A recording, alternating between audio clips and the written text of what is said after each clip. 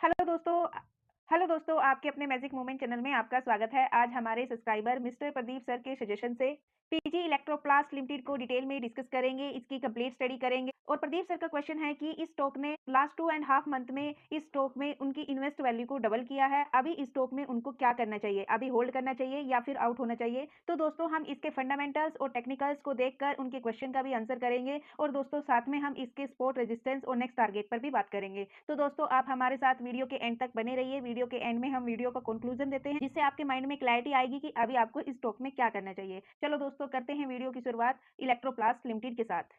PG Electroplast limited ये एक flagship company है पीजी ग्रुप की। और दोस्तों पीजी ग्रुप ने इस कंपनी को 2003 में सेटअप किया और ये company electronic manufacturing service provider है। ये कंपनी स्पेशलाइज ओडीएम यानी ओरिजिनल डिजाइन मैन्युफैक्चरिंग और ओईएम यानी ओरिजिनल इक्विपमेंट मैन्युफैक्चरिंग और प्लास्टिक इंजेक्शन मॉडलिंग डिजाइन करती है और ये इंडिया के साथ साथ ग्लोबल लेवल पर भी प्रेजेंट है। तो दोस्तों इसके ओडीएम एंड ओईएम प्रोडक्ट्स को देख लेते हैं। ओडीएम और ओईएम में ये एयर कंडीशनर एंड कूलर और वॉशिंग मशीन को मैन्युफैक्चर करती है। ये इंडिया में सेकेंड लार्जेस्ट रूम एसी और वॉशिंग मशीन मैन्युफैक्चर करती है।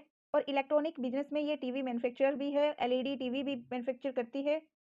इस कंपनी का रिवेन्यू प्लास्टिक मॉडलिंग से 30%, प्रोडक्ट बिजनेस से 62%, कंज्यूमर इलेक्ट्रॉनिक्स से 7%। और बात करें इसके प्रोडक्ट्स की तो दोस्तों इसका एसी से 77% बिजनेस आता है, वॉशिंग मशीन से 19%, एयर कूलर से 4%।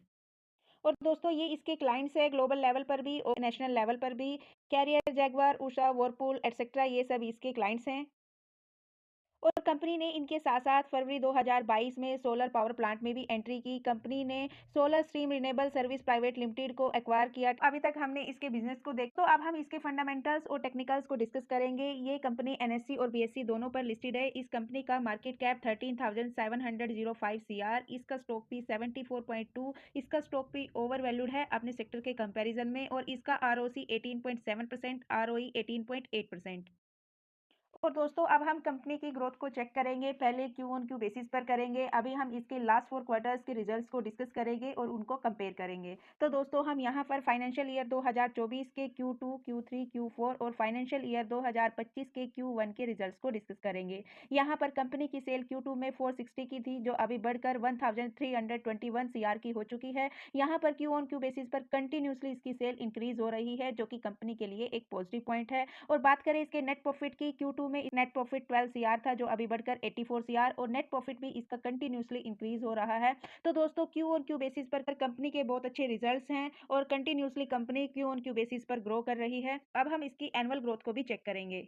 तो दोस्तों हम यहाँ पर लास्ट 5 ईयर्स के एनुअल ग्रोथ को चेक करेंगे। यहाँ पर इस कंपनी का रिवेन्यू 2013 में 302 सीआर का था, जो अभी बढ़कर 2746 सीआर का हो चुका है। यहाँ पर कंपनी लास्ट 5 ईयर से कंटिन्यूसली ग्रो कर रही है। और इसकी नेट प्रॉफिट की बात करें तो दोस्तों कंपनी 2013 में लॉस में थी। 2021 से कंपनी का प्रॉफिट भी कंटिन्यूसली इंक्रीज हो रहा है। 2021 में 11 सीआर का प्रॉफिट था, जो अभी 137 सीआर का है।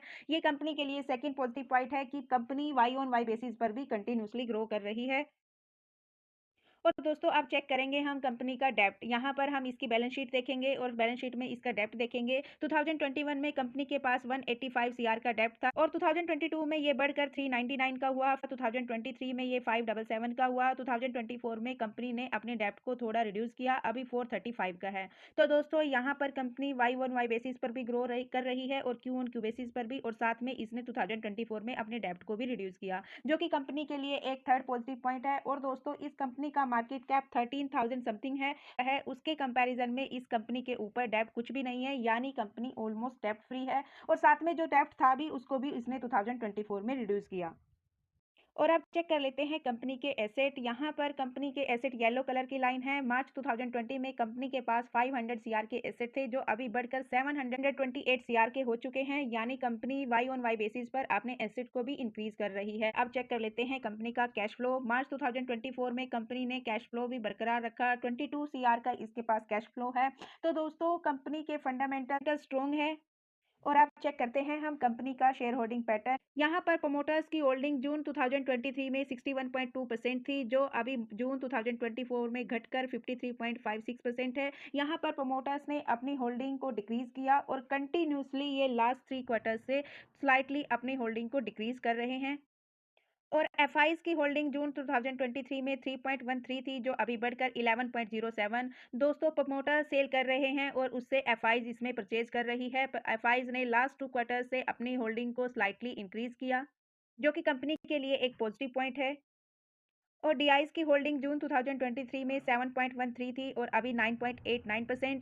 यहाँ पर डीआईज़ भी लास्ट 3 क्वार्टर से इस कंपनी में प्रॉफिट बुकिंग कर रही है। और पब्लिक जून 2023 में 28.32 थी और अभी 25.22। यहाँ पर ओवरऑल पब्लिक ने भी प्रॉफिट बुकिंग की, लेकिन अगर लास्ट 2 क्वार्टर से देखें तो यहाँ पर पब्लिक इसमें बाइंग कर रही है।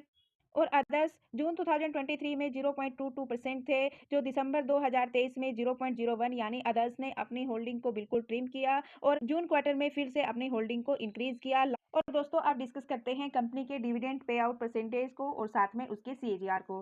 दोस्तों कंपनी ने 2024 में डिविडेंड भी पे किया है 4%। और दोस्तों कंपनी के स्टॉक प्राइस की सीएजीआर में ट्रिपल डिजिट की ग्रोथ है लास्ट 5 ईयर से। कंपनी के स्टॉक प्राइस का सीएजीआर लास्ट ईयर का 163 था, यानी इसके स्टॉक ने 163% के रिटर्न्स दिए। और कंपनी की सेल्स में भी डबल डिजिट की ग्रोथ है और प्रॉफिट में भी इसकी डबल डिजिट की ग्रोथ है। और दोस्तों अब इसके रिटर्न्स और वॉल्यूम्स को डिस्कस करते हैं। लास्ट ट्रेडिंग सेशन में यानी फ्राइडे ट्रेडिंग सेशन में कंपनी में बाइंग वॉल्यूम आया था, 21 लाख का वॉल्यूम था, जिसमें से 11 लाख इसमें इन्वेस्टर थे, यानी इसका 51% इसमें इन्वेस्टर्स ने इसमें बाइंग की।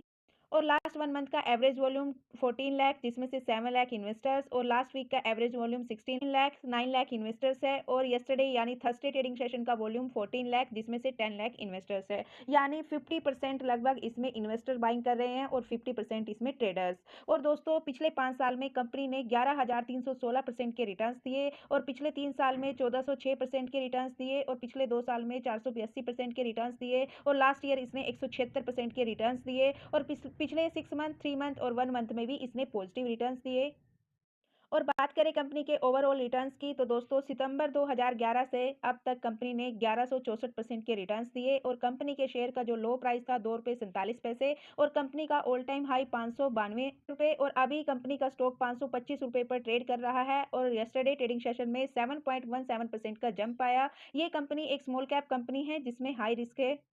और अब हम कंपनी का स्कोर कार्ड चेक कर लेते हैं। कंपनी की परफॉर्मेंस हाई है, वैल्यूएशन भी हाई है और ग्रोथ एवरेज है, प्रॉफिटेबिलिटी हाई है और कंपनी में एंट्री पॉइंट भी बिल्कुल करेक्ट है, यानी कंपनी ओवरबॉट जोन में नहीं है, अंडर प्राइस्ड है। अभी कंपनी में बाइंग करने का अच्छा मौका है, लेकिन कंपनी में रेड फ्लैग भी एवरेज है। कंपनी जीएसएम लिस्ट में शामिल है और कंपनी जीएसएम के साथ साथ एएसएम में भी लिस्ट है और स्टेज 1 में है। 9 अगस्त 2024 को इसमें एंट्री हुई थी और अभी तक चला हुआ है और कंपनी स्टेज 2 से अभी स्टेज 1 में आ चुकी है। कंपनी कंज्यूमर ड्यूरेबल सेक्टर से बिलोंग करती है और ये इसकी पीयर्स कंपनी है। तो दोस्तों अब हम इसके चार्ट को डिस्कस करेंगे। लॉन्ग टर्म का चार्ट है, यहाँ पर हम इसके चार्ट के पैटर्न को डिस्कस करेंगे। यहाँ पर कंपनी ने जनवरी 2012 से लेकर जनवरी 2019 तक लगभग साइडवेज परफॉर्म किया, थोड़े अप्स और डाउन्स के साथ। जनवरी 2012 में कंपनी के शेयर की वैल्यू 14 रुपीज थी और अभी कंपनी के शेयर की वैल्यू 525 रुपए है। कंपनी ने जनवरी 2019 के बाद अप ट्रेंड लिया और अभी तक कंपनी अप ट्रेंड में ही है। और बाकी हम इसके सपोर्ट, रेजिस्टेंस और नेक्स्ट टारगेट को इसके टेक्निकल चार्ट में डिस्कस करते हैं। दोस्तों ये इसका टेक्निकल चार्ट है, यहाँ पर हम सपोर्ट, रेजिस्टेंस और नेक्स्ट टारगेट पर बात करेंगे। तो दोस्तों ये लास्ट 1 ईयर का टेक्निकल चार्ट है, यहाँ पर हम इसके चार्ट पैटर्न को भी डिस्कस कर लेते हैं। कंपनी अपने रेजिस्टेंस पर जाती है, रेजिस्टेंस से फिर सपोर्ट पर आती है, फिर दोबारा रेजिस्टेंस पर गई, रेजिस्टेंस को ब्रेक किया, फिर रेजिस्टेंस को ही रिटेस्ट किया और इसको अपना सपोर्ट बनाया और फिर इसमें एक तेजी आई। तो दोस्तों यहाँ पर इसने नया ऑल टाइम हाई लगाया, फिर कंपनी में प्रॉफिट बुकिंग आई, थोड़ा रेजिस्टेंस पर ही कंसोलिडेट किया और दोस्तों यहाँ रेजिस्टेंस से लेकर जो सपोर्ट बनाया वो 20% डिस्काउंट पर बनाया और यहीं से इस सपोर्ट को रिटेस्ट करते हुए फिर से एक तेजी आई और दोस्तों यहाँ पर ऑल टाइम हाई बनाया और अभी इसी ऑल टाइम हाई से इसमें प्रॉफिट बुकिंग आई और अभी भी ये 21% डिस्काउंट पर अवेलेबल है। लेकिन लास्ट ट्रेडिंग सेशन में कंपनी में 7% का जंप आया, अभी 525 रुपए पर ट्रेड कर रही है।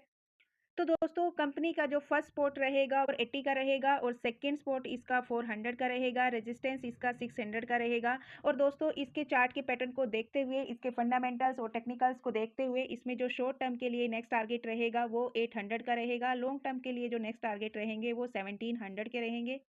बाकी हम इसके बाइंग सेलिंग लेवल को इसके कंक्लूजन में डिस्कस करते हैं।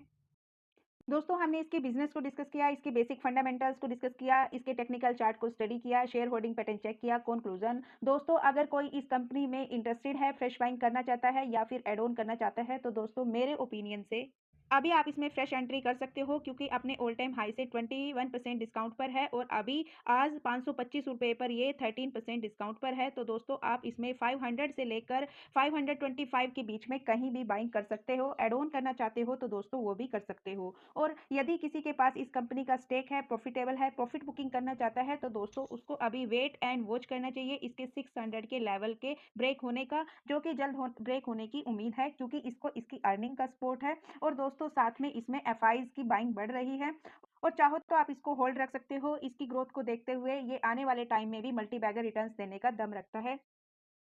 तो दोस्तों ये थी पीजी इलेक्ट्रोप्लास्ट की कंप्लीट स्टडी। तो दोस्तों अब मैं धन्यवाद करना चाहूंगी प्रदीप सर का, जिन्होंने हमें ये कंपनी सजेस्ट की इसको डिस्कस करने के लिए। दोस्तों यदि आप भी किसी कंपनी या म्यूचुअल फंड को डिस्कस करना चाहते हो तो दोस्तों आप मुझे उस कंपनी या म्यूचुअल फंड का नाम कमेंट कर सकते हो। और दोस्तों यदि आपको वीडियो पसंद आए, यदि वीडियो से कुछ सीखने को मिला तो प्लीज़ वीडियो को लाइक कीजिए, शेयर कीजिए एंड कमेंट कीजिए। और दोस्तों यदि आप चैनल पर नए हो तो चैनल को सब्सक्राइब कीजिए, बेल आइकन को प्रेस कीजिए। और दोस्तों यदि आपको वीडियो में कुछ कमी नजर आए तो प्लीज़ उसका भी फीडबैक दीजिए, कमेंट कीजिए। मुझे आपके फीडबैक और कमेंट का इंतजार रहेगा दोस्तों। मिलते हैं नेक्स्ट वीडियो में, तब तक के लिए बाय बाय दोस्तों। प्लीज भाई लाइक को कर दो।